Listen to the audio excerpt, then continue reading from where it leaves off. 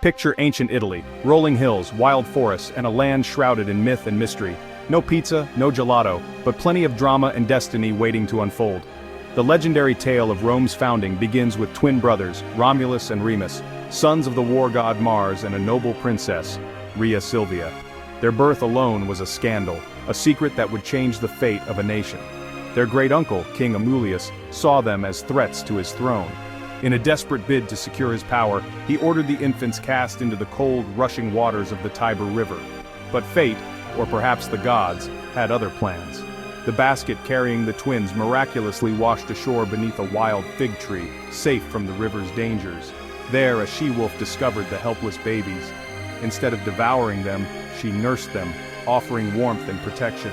Her wild instincts became motherly care, and she became their unlikely guardian.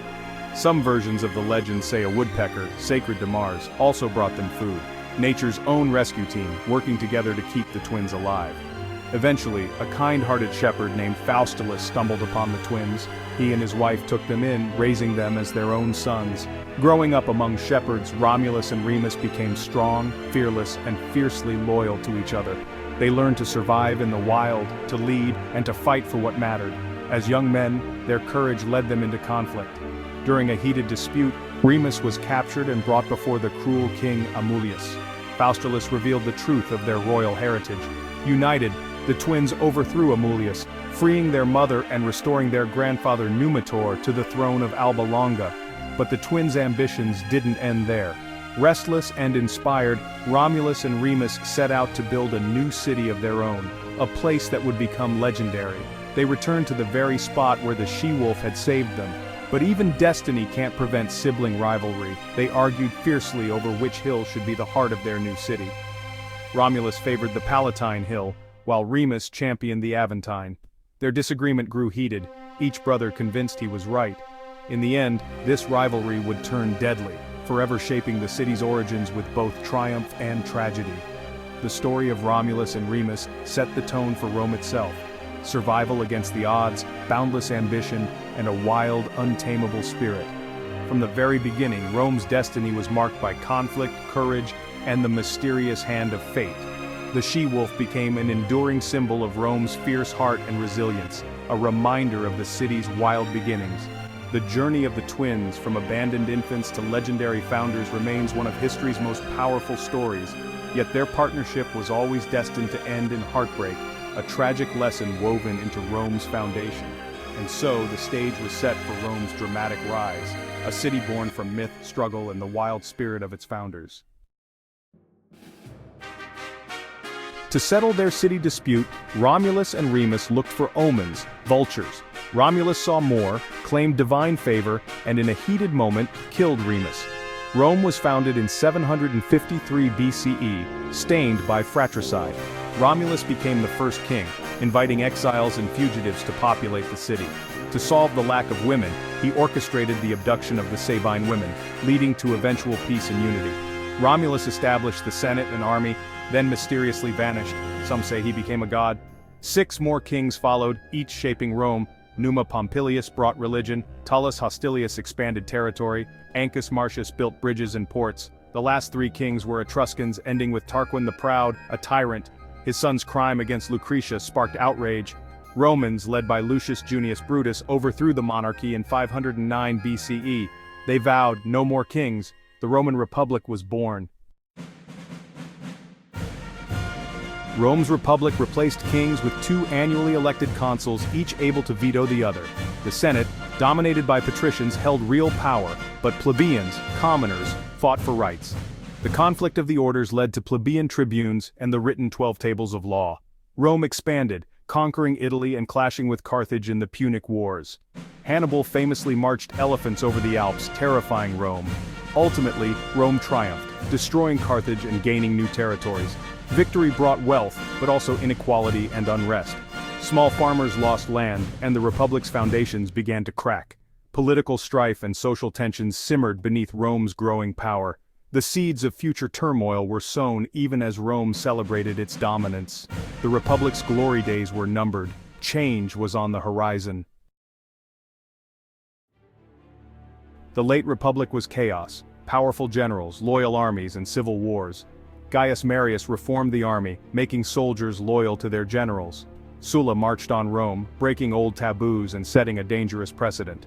Enter the first triumvirate: Pompey, Crassus, and Julius Caesar, three men running Rome from the shadows. Caesar conquered Gaul, becoming wildly popular and powerful. Crassus died in battle and Pompey turned against Caesar. The Senate ordered Caesar to disband his army. He refused. In 49 BCE, Caesar crossed the Rubicon River, declaring, "The die is cast." Civil war erupted. Caesar defeated Pompey, who was killed in Egypt. Caesar returned to Rome as dictator for life. The Republic was effectively dead. Caesar's rise marked the end of old Roman traditions. Power now belonged to those who could seize it. Rome was on the brink of a new era. The age of emperors was coming. Caesar's rule ended abruptly. He was assassinated by a group of senators on the Ides of March 44 BCE, right in the heart of Rome. His shocking death sent ripples through the city and the entire Republic. Instead of restoring the Republic as the conspirators had hoped, Caesar's murder unleashed even more chaos and a brutal new round of civil war. Rome was thrown into confusion, with rival factions vying for power. The second triumvirate, Octavian, Mark Antony, and Lepidus, formed an uneasy alliance and ruthlessly hunted down Caesar's killers, determined to avenge his death and seize control. But alliances in Rome rarely lasted.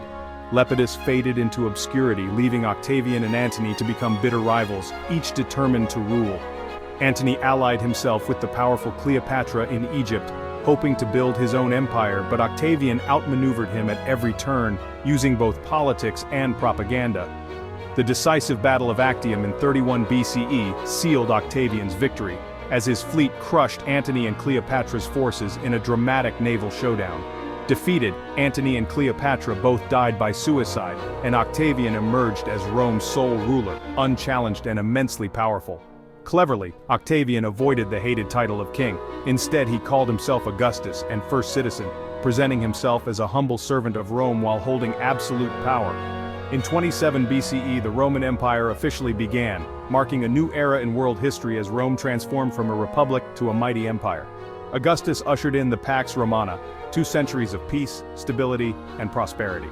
Trade flourished, cities grew, and Roman culture thrived like never before. He reformed the government, strengthened the army, improved the tax system, and launched grand building projects that transformed the city's skyline and infrastructure. After generations of turmoil and uncertainty, Rome finally had stability and a sense of security under Augustus's wise leadership. The empire's foundations were now strong, built to last for centuries with impressive architecture and enduring institutions. Augustus's legacy shaped Rome for centuries to come, influencing law, culture, and government across the empire. The city entered its golden age, a period of remarkable achievement, peace, and prosperity that would be remembered throughout history. The Pax Romana brought a fascinating mix of emperors. Some were truly brilliant visionaries, while others proved to be disastrous for Rome's fortunes. Their reigns shaped the destiny of the empire in ways both inspiring and shocking. Augustus, the first emperor, was succeeded by Tiberius, and then the infamous Julio-Claudian dynasty took center stage, leaving a mark on Roman history that would never be forgotten. Claudius, often underestimated by his peers, surprised everyone by conquering Britain and launching ambitious projects to improve Rome's infrastructure, from aqueducts to roads that connected the vast empire. Caligula, notorious for his madness and cruelty, became legendary for his bizarre behavior. He allegedly tried to make his favorite horse a consul, a story that still fascinates and horrifies historians today. Nero, who fancied himself an artist and performer, became infamous for his extravagance, his brutal persecution of enemies, and the devastating fire that ravaged Rome during his reign. After Nero's dramatic suicide, the Flavian dynasty rose to power and built the Colosseum, a monument that still stands as a symbol of Roman engineering and entertainment. Then came the era of the 5 good emperors, Nerva, Trajan, Hadrian, Antoninus Pius, and Marcus Aurelius, who brought stability, prosperity, and wise leadership to the empire. Trajan expanded the empire to its greatest size, pushing Rome's borders further than ever before, and leaving behind monuments like Trajan's Column to celebrate his victories. Hadrian, a traveler and builder, constructed massive walls to defend the empire's frontiers and journeyed across his vast realm, leaving his mark from Britain to the Middle East. Marcus Aurelius, the philosopher king, ruled with wisdom and left a legacy of thoughtful writings that continue to inspire leaders and thinkers around the world.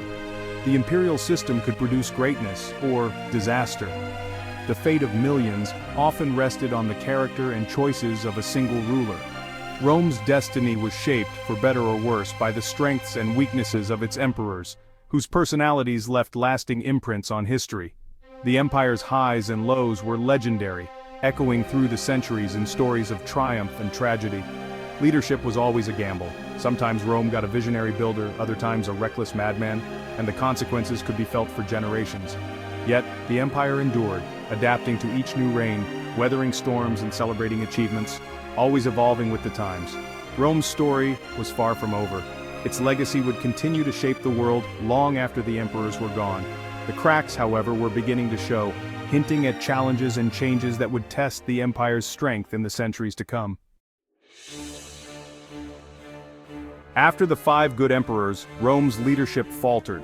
Commodus's disastrous reign led to civil war and instability. The crisis of the 3rd century saw dozens of emperors rise and fall, most meeting violent ends. Political chaos, economic collapse, and plagues battered the empire. Inflation soared, taxes rose, and trade suffered. External threats from Germanic tribes and Persians intensified. The empire was beset by problems on all sides. Emperor Diocletian tried to save Rome by splitting it in two, the Tetrarchy. This brought temporary stability, but civil wars soon returned. Constantine the Great reunited the empire, legalized Christianity, and founded Constantinople.